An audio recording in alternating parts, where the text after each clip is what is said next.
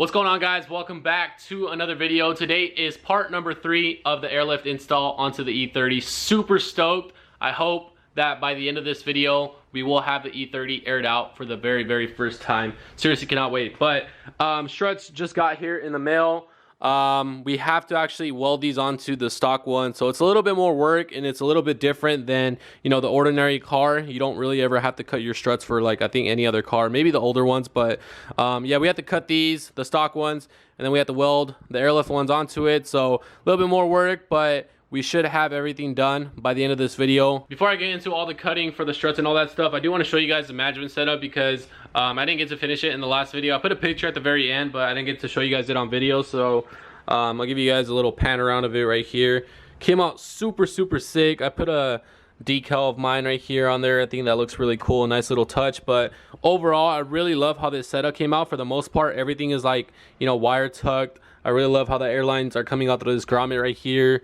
We only have this being shown. I might put like a piece of plastic and like modify the carpet to where you can actually see this. I think that would look really cool, and possibly put like some LED lights around it. I don't know, I might make it into like a show trunk because overall I think it looks really sick, but we'll see about that. The fittings came in the mail as well, so I closed off all the ports that I'm not using. I still need to install one more, which goes on the back right here. It's the inflation and deflation valve, so still need to install that. And then I also have the fitting that goes on the other end of the water trap that goes into the manifold, which I'll finish later on. I'm not really worried about this right now. I definitely want to get to work on that since that's going to require a little bit more time. So let's get started with the struts, cut them up, and get them ready for the welding action.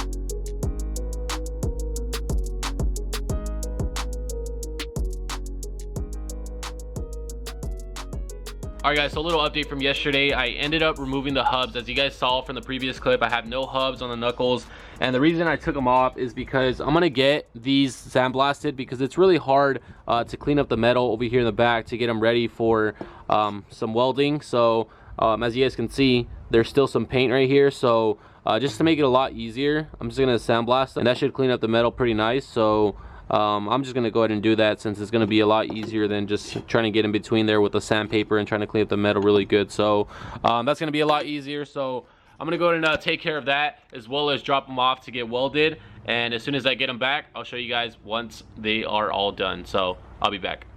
Alright guys, I just got these back from welding and they came out really good. Welds are really nice. I also painted them black just so it doesn't rust up.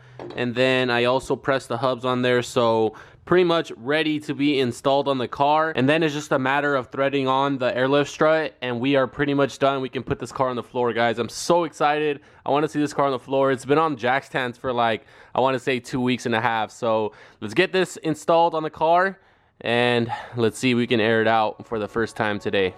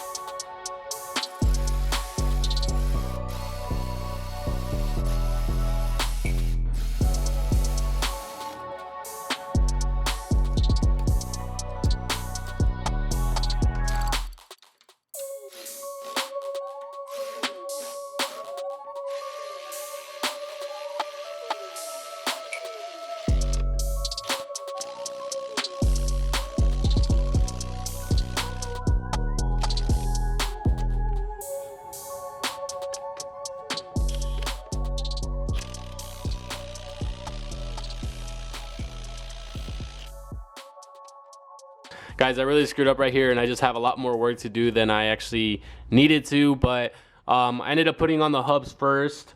The brake dust shields were supposed to go on before that, so I got to take the hubs off and press this back out. So really sucks. I have a bearing puller and everything, so it's not really that hard to take it off, but I mean, it's just extra work that I was not supposed to do if I would have done everything correctly. But it's all right. I'm just going to move on to the other side. Tomorrow, I'll do these off camera and just take off the hubs and then get the shields back on. And then I'll continue back where I was supposed to leave off at, which was, you know, putting on the rotors and then just completing the entire assembly. But I mean, it's really not that hard. It should probably take me like an hour for both of them, so I'm not really worried about it. But I also did bottom out the threads for the AirLift struts, so they're super maxed out. I'm not really sure how low the car is going to be, but I'm gonna have to obviously make some adjustments after I get the car back on the floor, air it out. If it's too low, we're gonna have to raise the threads and everything. So that's probably gonna be a different video, just like fully dialing in the suspension and just figuring out which is gonna be the perfect height as far as the threads. But I maxed this one out, and I also maxed out this one right here. I already got the strut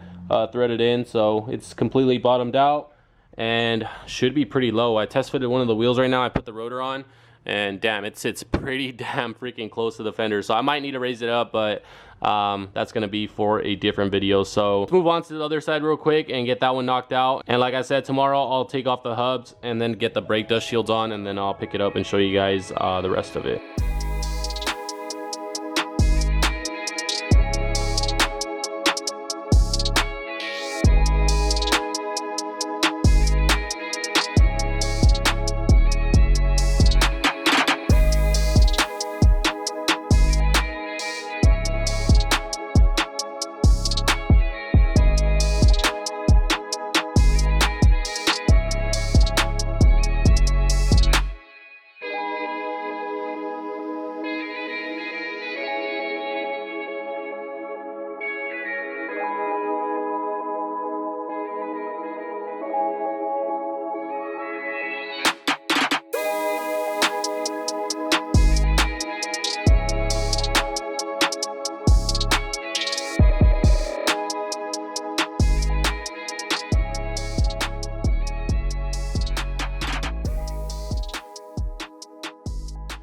All right, guys, so for the most part, I think everything is done, and I think it's ready to go, ready to give it some power and fill up the tank. So I got the air lines connected and everything, zip tied against the brake lines, all that stuff. I did all that stuff off camera, as well as installing the fittings on the air tank, the ones that I was supposed to close off.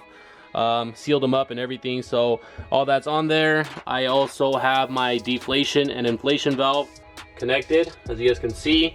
I connected the fitting to the water trap that goes all the way to the manifold. I got power to the compressor, finished up tucking the wires that go to, one goes to the fuse box, one goes to the AirLift controller. I ran everything alongside of the carpet. I took off this panel right here and just wire tucked everything. I still need to put on my kick panel, and then there won't be any wires shown. And then obviously you still got to assemble the interior, but let's give it some power, fill up the tank, and test for some leaks.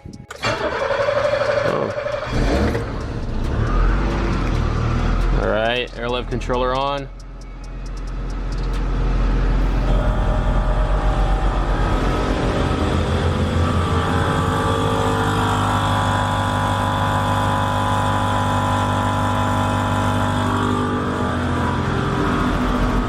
I'm gonna let the tank fill up all the way, and then we'll see what happens.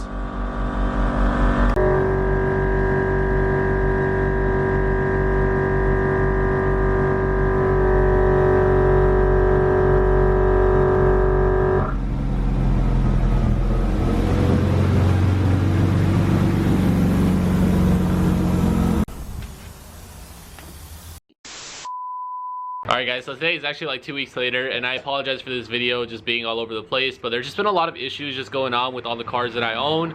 Not to mention, I did get my E30 vert back from storage, and it came out with a few issues which really kind of sucked, and it was just another broken car added to the fleet. But I think I got it fixed, and it just needs a new battery, so it should be good. I sold the X3 yesterday. This is why I'm picking up the camera today, to finally show you guys that the E30 is completely done. It's been done for like the past 2 weeks, but like I said, I've just had so many issues with all these broken cars that I have in my driveway, and I just want to take some time off to actually focus and work on them and clear out my driveway so I can get back to the grind uploading every single week and back to working on my bagged E30. But it is done. As you guys saw in the previous clip, it did have a small leak on the air tank, but I got that taken care of within like the next 2 days. I just resealed it with Teflon tape, and I also used some paste on it, and it pretty much took care of the leak, and that was like the only leak that I had. So yeah, it's been done for like the past 2 weeks, and I've been driving it since then, but there still is like some minor adjustments that it could use, like an alignment, fender roll, and the car will be absolutely perfect. But it still looks really good nonetheless. So I'm gonna go ahead and show you guys a cinematic of it, and just let me know what you guys think about it, and then we'll talk a little bit more about the car. So enjoy.